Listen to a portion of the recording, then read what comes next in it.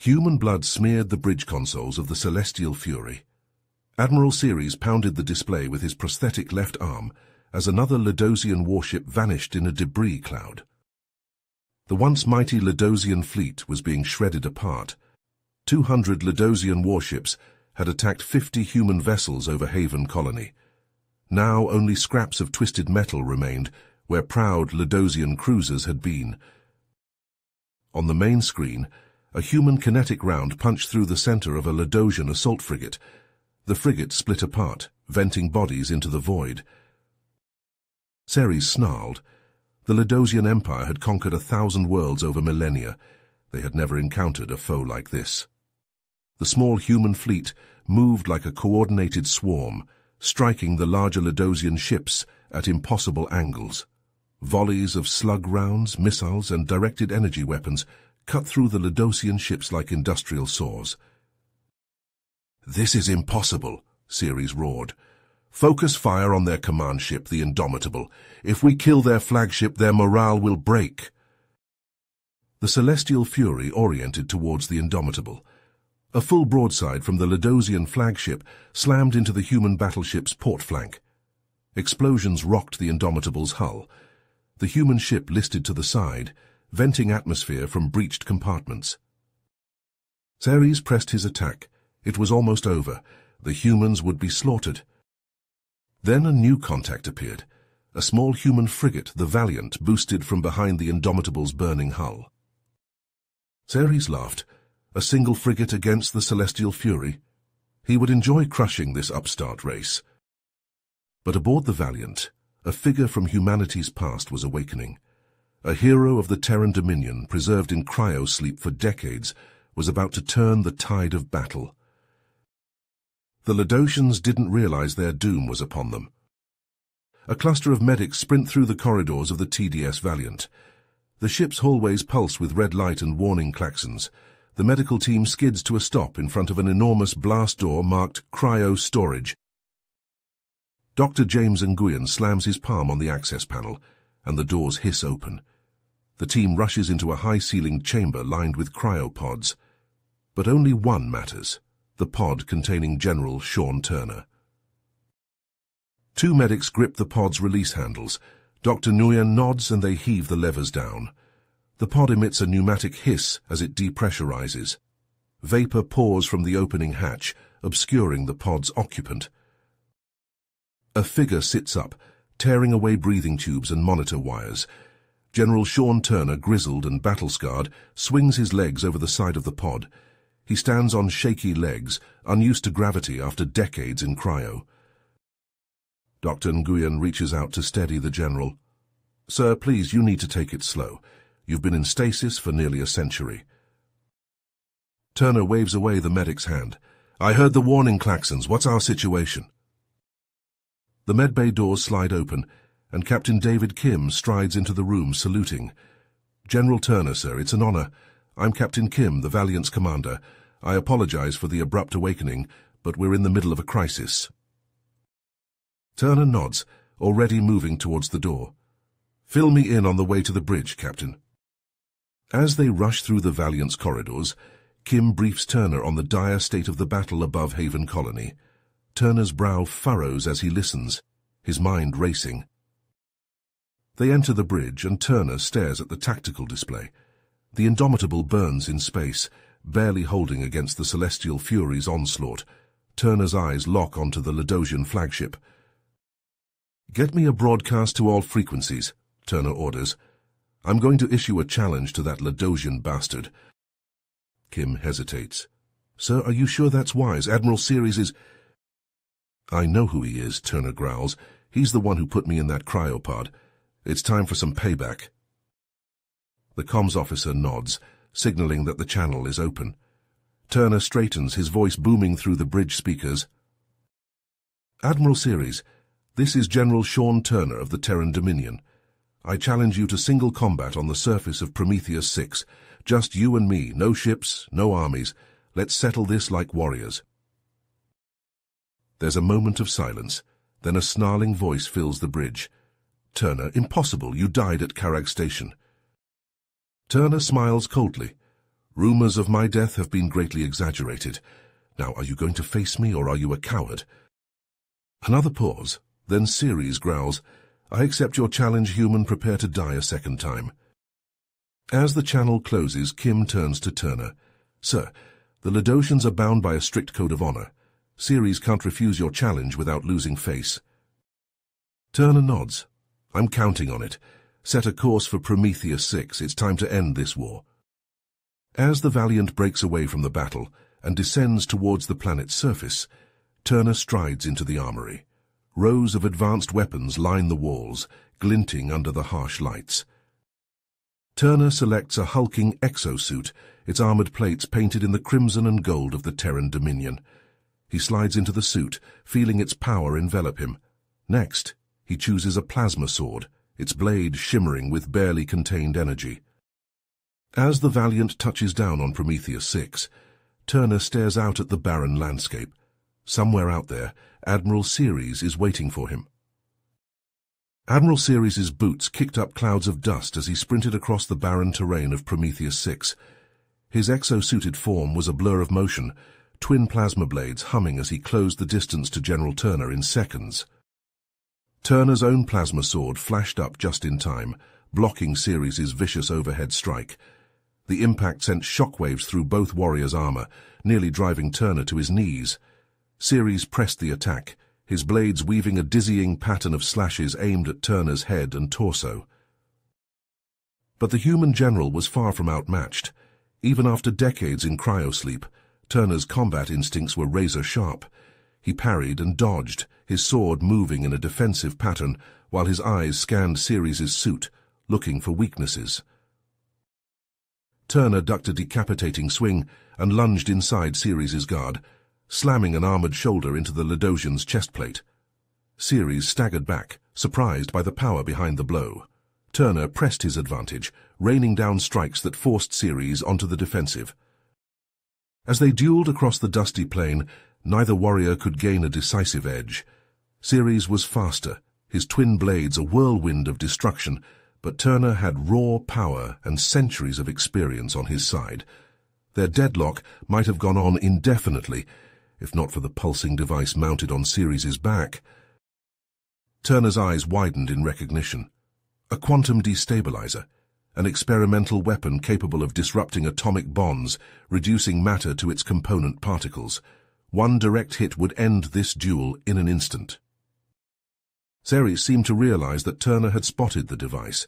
The Ledosian's stance shifted, angling to give the destabilizer a clear shot. Turner knew he had to act fast. He feinted left, then dove right as a pulse of quantum energy sizzled through the space he'd just occupied. The near miss left his skin tingling, even through the exosuit's shielding. Turner rolled to his feet, but Ceres was already firing again. The human general threw himself into a series of evasive maneuvers, narrowly avoiding each shot. He needed to close the distance, but Ceres was keeping him at bay with a steady barrage from the destabilizer. In a flash of inspiration, Turner triggered his suit's overdrive mode. Power surged through the exoskeleton, boosting his strength and speed to superhuman levels. Turner became a crimson blur, crossing the distance to Ceres faster than the eye could follow. Ceres barely had time to register the sudden movement before Turner was on him. The human's plasma blade lanced out, a precision strike aimed directly at the quantum destabilizer's housing. The device exploded in a blinding flash of light and heat. Both warriors were hurled across the battlefield, their suits' shields straining to absorb the titanic energies unleashed. They crashed to the ground in twin craters, momentarily stunned. Turner dragged himself upright, his ears ringing. A few yards away, Ceres did the same. But before either warrior could renew their duel, the ground began to shake beneath their feet. The destabilizer's destruction had triggered some kind of seismic event. Massive fissures ripped open across the planet's surface, belching geysers of molten rock and superheated gases. The very ground seemed to come alive, bucking and heaving like a wounded beast. Turner and Ceres stared at each other across the disintegrating landscape, a newfound respect mingling with the hatred in their eyes. But there was no time for a reckoning now. The planet was tearing itself apart, and even their advanced suits wouldn't protect them for long. The warriors turned and ran, leaping over widening chasms and dodging falling boulders. Behind them, Prometheus 6 shuddered in its final death throes, the battlefield vanishing into a maelstrom of fire and ash. As they raced towards their waiting shuttles, neither Turner nor Ceres knew that their fates were still intertwined. This was only the beginning of a conflict that would reshape the galaxy itself.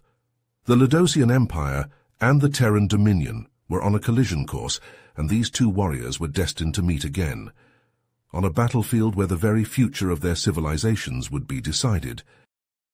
The shuttle doors slammed shut, muffling the apocalyptic roar of Prometheus 6's demise. Turner and Ceres, each safely cocooned in their respective ships, could only watch as the planet crumbled away beneath them. The destabilizer's destruction had unleashed forces beyond their control, forces that might pale in comparison to the ones they were about to set in motion. For now, only one thing was certain. This was far from over. Turner and Ceres sprinted across the disintegrating landscape, the ground cracking and splitting beneath their feet. Gouts of flame erupted from the fissures, the heat searing even through their armored exosuits. Turner's HUD flashed with damage warnings, the suit's integrity compromised by the destabilizer explosion. His movements were sluggish, servos straining to keep up with his commands. Ceres, bounding ahead with the agility of a Lodosian warrior, glanced back at his struggling rival. The chasm widened before them, a gaping maw hungry to swallow them whole. Turner, his suit's jump jets sputtering, knew he wouldn't make it. At the last second, Ceres skidded to a halt at the edge of the abyss. He turned, locking eyes with Turner through their helmets. A split-second decision, a choice between victory and honor. Ceres reached out, clasping Turner's forearm just as the ground crumbled away. With a grunt of effort, Ceres hauled Turner across the chasm. They tumbled to the ground on the other side, panting as the planet roared its death throes around them. "For the shuttle," Ceres growled, pointing to a sleek Lodosian craft half buried in rubble nearby. They raced to the ship, Turner's exosuit sparking and smoking. The hatch was sealed, the control panel dark. Turner pried open the panel, hands flying over the alien circuitry. "Can you fly this thing?" Ceres demanded, glancing nervously at the encroaching wall of fire. Turner barked a laugh. "I guess we'll find out." The hatch popped open and they clambered inside. The shuttle shook as Turner brought the engines online, displays flickering to life. Ceres strapped into the co-pilot's seat, watching his old enemy work. The shuttle lurched into the air, thrusters straining against Prometheus 6's gravitational pull. Turner wrestled with the unfamiliar controls, coaxing the craft higher. Behind them, the planet imploded, the ground collapsing in on itself like a dying star. They punched through the atmosphere, the shuttle's hull glowing cherry red. On the view screen, Prometheus 6 shattered, consumed by its own molten core. In the sudden silence of space, Turner and Ceres stared at each other, chests heaving.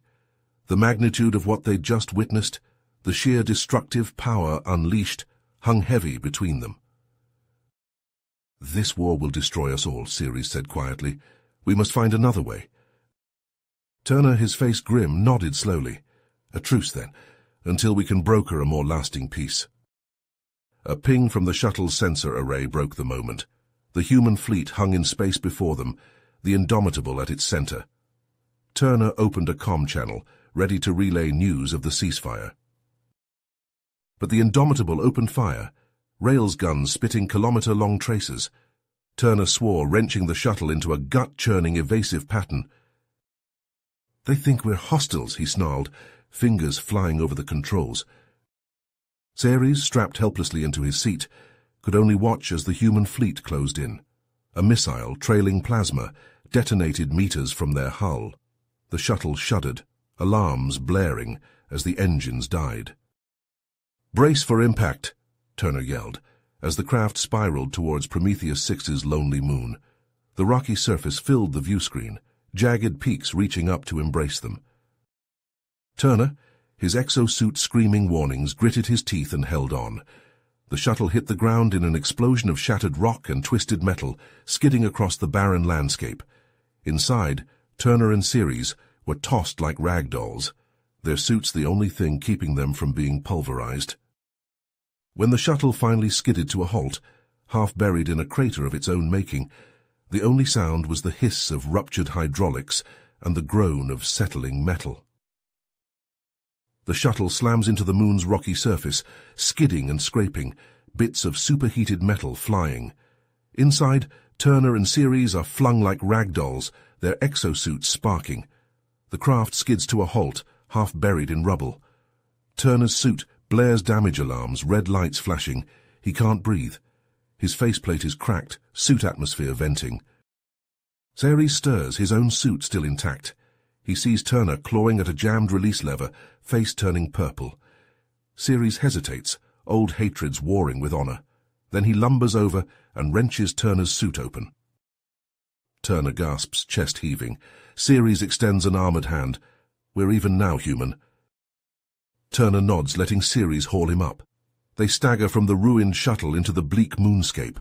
A dust-choked wind howls, whipping ash into their faces. "Shelter," Ceres grunts, pointing at a dark cleft in a nearby cliff face. They stumble to it, finding a shallow cave. Inside, they collapse against the walls, suits hissing as pressure equalizes. "Comms are down," Turner says, examining his damaged suit. "Yours?" "Nothing." They assess injuries, Turner wincing as he probes a deep gash in his side. Ceres' suit dispenses Medigel, sealing the wound. Turner eyes him. "Never thought I'd owe my life to a Ladosian." "You can repay me by helping us survive this," Ceres replies. They move deeper into the cave, headlamps cutting the gloom. The walls are too regular, too smooth to be natural. "This is artificial," Ceres says, "an outpost perhaps from the First War." They find a sealed bulkhead, Ladosian sigils etched into the metal. Ceres runs armored fingers over a keypad. It's still got power. The door grinds open, revealing a cluttered room. Dust-shrouded equipment lines the walls, computers, machinery, tools. "A comm station," Turner says, hope kindling. "If I can get it working." He sets to work, servos whining as he pries open access panels. Ceres watches the door, plasma rifle primed. Hours blur past, Turner elbow-deep in alien circuitry. A chime sounds. A holodisplay flickers to life, bathing the room in spectral blue light. "I've got a signal," Turner says. "Patching in now." But the voice that crackles from the speakers is cold and unfamiliar. "General Turner, Admiral Ceres, we've been expecting you." An image forms over the projector, a nightmare figure, all chitin and barbed limbs. It's flanked by two warriors in glittering exosuits, weapons leveled. "I am Overlord Zethon of the Zorthak hegemony. Your distress call has been received and analyzed. The conflict between your species is noted and logged." Ceres snarls, "Our war is no concern of yours, alien." Zython's mandibles click. "Oh, but it is. You see, your war has presented us with an opportunity. Your races are weakened, ripe for conquest. We offer you a choice. Join us. Become the tip of the spear as we bring this galaxy to heel. Fight for the glory of the Zorthak and live, or refuse and be annihilated along with your species." Turner and Ceres exchange a look. "If you think we'll be your lapdogs," Turner spits, "you're in for a surprise." "Disappointing," Zython says, "but not unexpected. Our vanguard fleet is already descending on your position. Prepare yourselves." The transmission cuts out. Turner slams a fist into the console. "We need to warn our fleets, get them to set aside their differences and focus on this threat." "My warriors would rather die than ally with humans," Ceres growls. "As would I." "Don't be a fool," Turner snaps. "We have a common enemy now, one that will burn both our worlds. Is your pride worth extinction?" Ceres is silent for a long moment. Then he nods curtly. "Send the message." Turner fires off a burst transmission, praying it reaches its destination. Then the ground shudders as drop pods slam down around the outpost. "They're coming," Ceres says, checking his rifle's charge. This is it, human, our final stand. Turner draws his plasma sword, its blade casting the room in an eerie glow. Then let's make it one for the history books. They charge out to meet the Zorthak horde, weapons blazing. They fight like men possessed, exosuits flaring with each hit. Zorthak warriors fall by the dozens, but more keep coming, an endless tide. Turner and Ceres are soon back-to-back, surrounded, overwhelmed. Their suits are battered, sparking, barely holding together, but they fight on, defiant to the end. Turner's sword cleaves a Zorthak from shoulder to hip. Ceres blasts the head off another, but then a plasma bolt catches Turner square in the chest, burning through his armor. He falls, blood pooling. Ceres stands over his fallen foe, firing until his rifle clicks empty. A Zorthak blade punches through his abdomen and he crumples. In their last moments, as the light fades, human and Ledosian lock eyes. A final understanding passes between them. They have bought their species a chance, however slim. The rest is up to them. The Zorthak step over the broken bodies, advancing on the battered fleets in orbit. The battle for the galaxy's fate has only just begun. You have reached the end of the story. If you enjoyed this story and want to support us, please leave a like and subscribe to our channel, and for every comment that says 88, I will heart every single one of them. Thank you for your time.